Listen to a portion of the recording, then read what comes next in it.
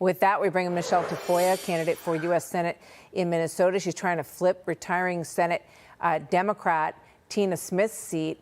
She's also the host of the Michele Tafoya podcast and a legendary former NFL sideline reporter. Michele, it's great to see you. Thank you for being here. You know, it's pretty extraordinary. Tim Walz is sort of, trying to recraft this as, boy, isn't it great that I cracked down on all of this. And I think it's good that the FBI directors pushed back on that. But this is the Minnesota State Rep Kristen Robbins explaining that he has had no part in their investigation. Watch this. I'd like to note for the record that we invited Governor Walz to attend. We first issued an invitation to him on March 9th, and he got his pick of dates. And we never had any response. And then late last night, he declined our invitation. And Michele, I thought in Brooks' reporting, what they're learning in this investigation about these emails that were going back and forth, it seemed like a lot of people understood what was going on and were taking advantage of this money, buying real estate and all kinds of stuff. Tell us about that. All kinds of stuff. And when I'm out there talking to voters, Martha, the first thing I bring up is fraud. And people get so angry because they feel like chumps. They feel like they work really hard, like we all do, and they pay their taxes like we're all supposed to. And where did that money go? And Tim Walz did play a role in this investigation. He resisted it. He interfered with it.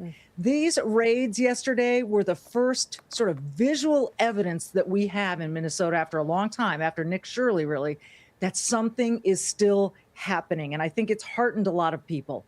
But Tim Walz's reaction and taking credit for helping out has enraged people. It's just, I think, everyone has said it. He's taking credit for putting out a fire that he started. And it's just ridiculous. There is so much here.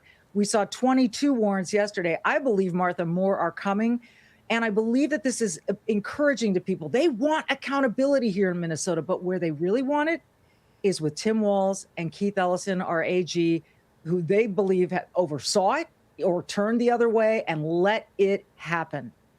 Well, that's the part that this investigation would need to uncover, that they had some knowledge or that they were negligent in their duties of leadership, overseeing these programs and either looking the other way intentionally or dropping the ball, which was their job to govern. Tim Walz says it. The buck stops with me, he said. Well, he didn't do anything about it. And Keith Ellison, we've heard him on tape, thanks to the Center for the American Experiment, which is the think tank here, a very good one. They had this tape of Keith Ellison talking to some of these people who have since been arrested. By the way, we see the arrests of some of these fraudsters who have stolen from us. One of them got out of the country because they didn't remove the passport. They didn't take the passport. And this person who stole about $11 million fled the country.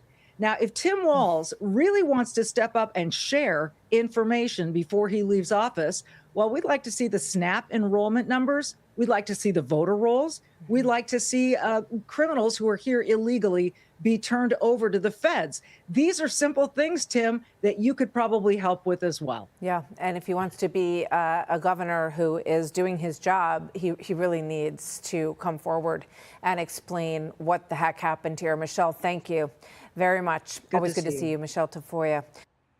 Be sure to like and subscribe for all the Fox News latest on YouTube and catch full shows streaming now on Fox One.